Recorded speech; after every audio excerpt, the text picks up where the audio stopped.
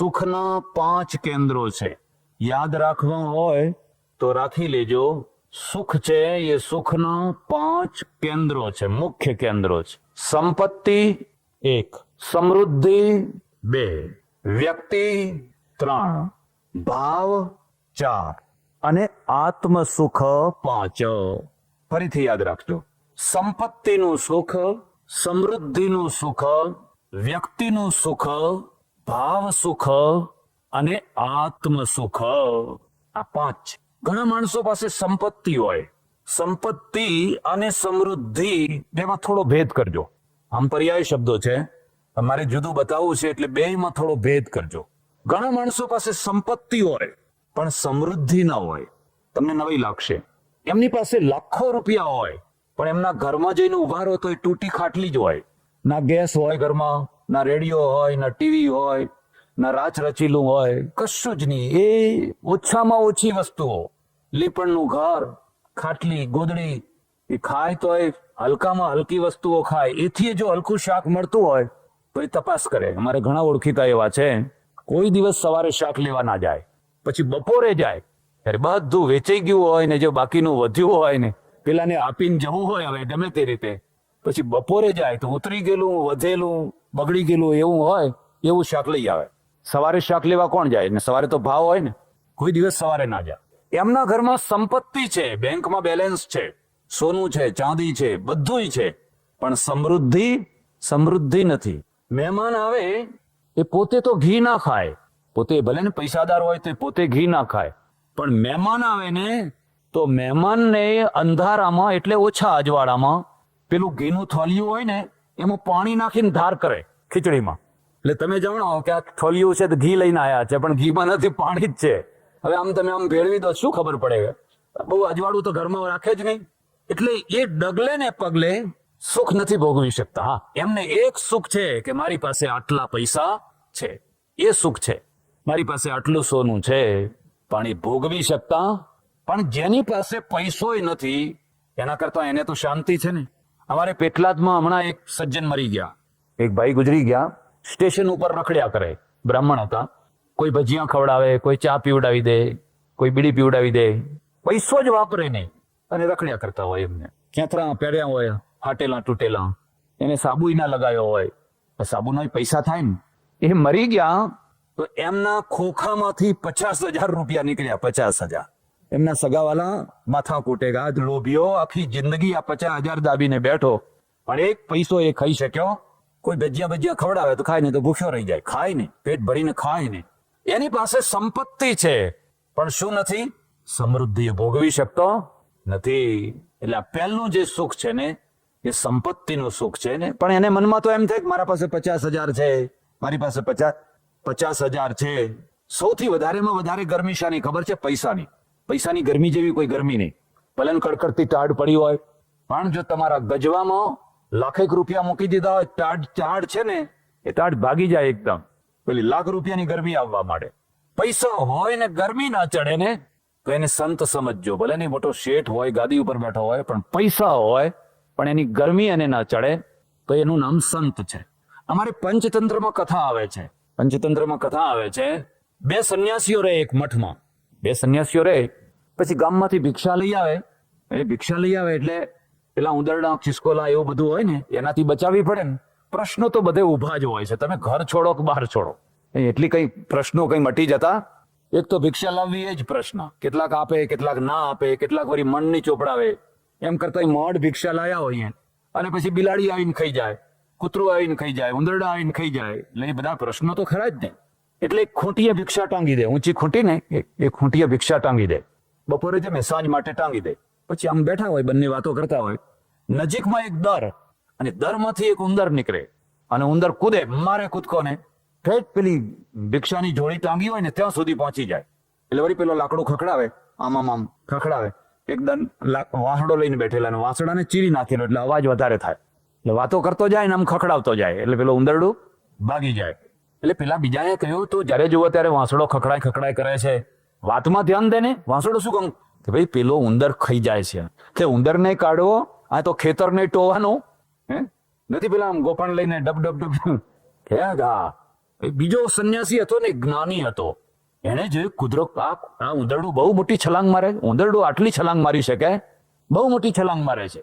અરે કે જબરા, અમારે તો ઉંદર ઊંચામાં તો ઉંદર બહુ થઈ ગયા છે, એમ કે જબરા થઈ ગયા છે એમ. બરાબર. એક વાત છે કે જમીન ખોદ, આ ઉંદરની શક્તિ નથી, જમીન ખોદ. કેમ? તું ખોદ ને, હું કહું છું તને. જમીન ખોદી, સોનું નીકળ્યું, પૈસા નીકળ્યા. એ ઘડો હતો એ કાઢી લીધો, દાટી દીધું. હવે ખૂંટી ટાંગી. હવે જો કે ઉંદર કેટલું કૂદે છે. પછી ઉંદર આવે ને પણ અડધું જ કૂદે, ઠેઠ પેલી જોડી સુધી પહોંચી શકે. જોયું નહીં? આ તો પેલા પૈસાની ગરમી હતી, એ પૈસાની ગરમી નીકળી ગઈ. હવે ઉંદર એનો એ જ છે, પણ હવે કૂદી શકતો. માત્ર ઉંદરની જ વાત ના સમજી લેતા. પૈસો છે ને, લક્ષ્મીની બહુ મોટી ગરમી છે. તમે વાપરો કે ના વાપરો, પણ તમારી પાસે છે બસ એટલા માત્રથી પણ તમારું શરીર ગરમ રહ્યા કરે, મગજે ગરમ રહ્યા કરે. આ પેલું સુખ છે, એનું નામ છે સંપત્તિનું સુખ. જે દરિદ્ર માણસ છે, જેના ગજવામાં પૈસો નથી, એની તો દશા શું વાત કરીએ. જેને ખાનારા ઘણા છે, જેને દેવું ઘણું છે, એ તો બિચારો જ્યારે જુઓ ત્યારે દુખી ને દુખી. પણ સંપત્તિના સુખ ઉપર એક બીજું સુખ છે, એનું નામ છે સમૃદ્ધિનું સુખ. પૈસાવાળો માણસ વિચાર કરે કે કાલ મરી જવાનું છે, અને આ પૈસો એના હાથમાં જશે જેને હું આપવા નથી માંગતો. ઘણીવાર આવું બનતું હોય છે કે જે લોકો પૈસો વાપરી ના શક્યા હોય ને, એમનો પૈસો છે ને એવા હાથમાં જતો હોય છે જે એમના દુશ્મન હોય. એમનો વારસદાર કોઈ હોય નહીં, હોય તો ગમતો ના હોય. હવે ભત્રીજાઓના હાથમાં જાય, ભાણેજોના હાથમાં જાય, જમાઈના હાથમાં જાય, એ તો દુશ્મન જેવા હોય ને. એ તો રોજ પ્રાર્થના કરતા હોય કે હવે દેવ થાય તો હવે અમારા સસરાને ઉપાડી લો ભગવાન, અમારા સસરાને ઉપાડી લો. એમ ભાઈ તમને શું આડા આવે છે? એને પેલું બચકું લેવું છે, એ બચકું લેવું છે ને એટલા માટે. હવે તમે અકબંધ બચકું એના માટે મૂકીને જાઓ, એના કરતા વાપરો ને, તમારી જાત માટે વાપરો ને. તમે એને ખાઓ ને, ખવડાવો ને, કંઈક ભોગવો ને. એક પંખો લાવો, એક ફ્રીજ લાવો, એક કંઈક લાવો ને, એક ટેપ રેકોર્ડર લાવો, કંઈક કેસેટો વગાડો, ભજનની વગાડો, તો તમારો કંઈક ટાઈમ પાસ થાય. મૂંજી જેવા આમ ગુમસુમ મરેલા જાણે હોય એવા બેસી રહે છે. પૈસાના ઢગલા ઉપર બેઠા હોય, અને પૈસાના ઢગલા ઉપર બેઠા હોય, પણ વાત જવા દો ને, એક પૈસો ના વાપરે ને. ત્યારે પેલો વાપરનારો વર્ગ છે ને, એ શું છે? એ પૈસાનું સુખ ભોગવે છે, સાથે સાથે સમૃદ્ધિનું સુખ પણ ભોગવે છે.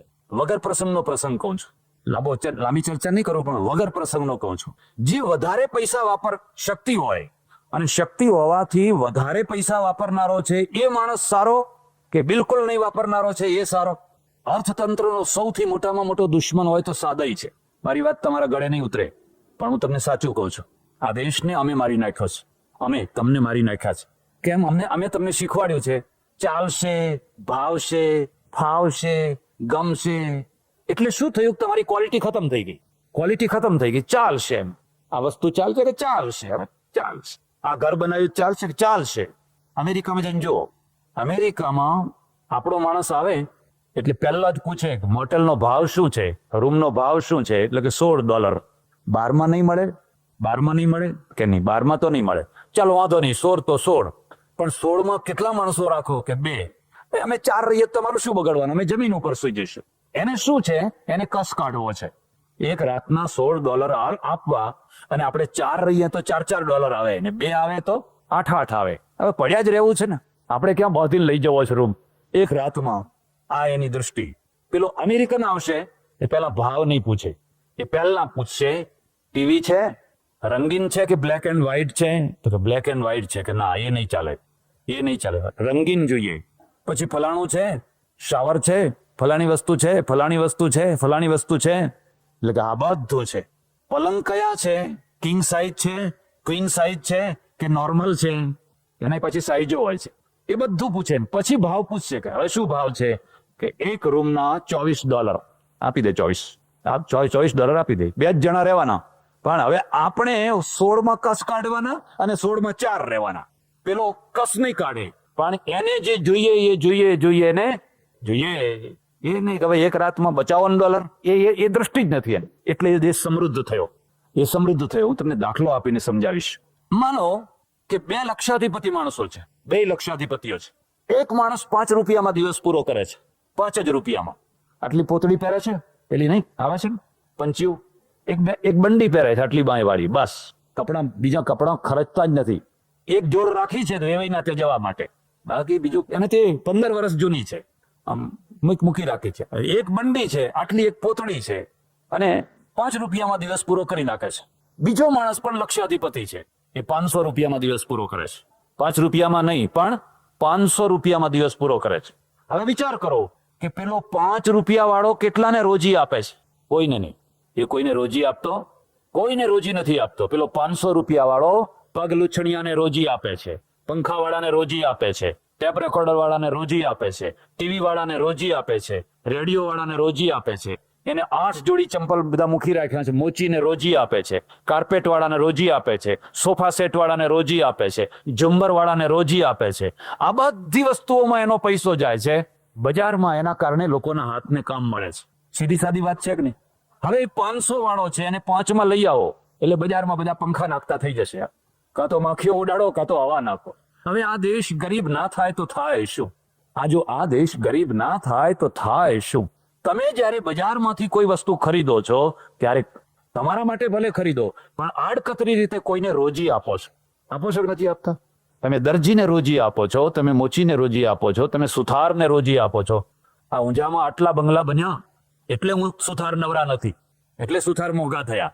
40 વર્ષ પહેલા એ સુથાર તો તમારા ઘેર આવે, રૂપિયો રોજ આપજો ને ભાઈ સાહેબ, કામ આપો ને. કાં સુથાર નવરા જ હતા. કેમ કે કોઈ બંગલા બંધાવતા જ નતા, એક થેલી કોઈ સિમેન્ટ નતું લેતો. અર્થતંત્ર પ્રજા સમૃદ્ધ ક્યારે થાય?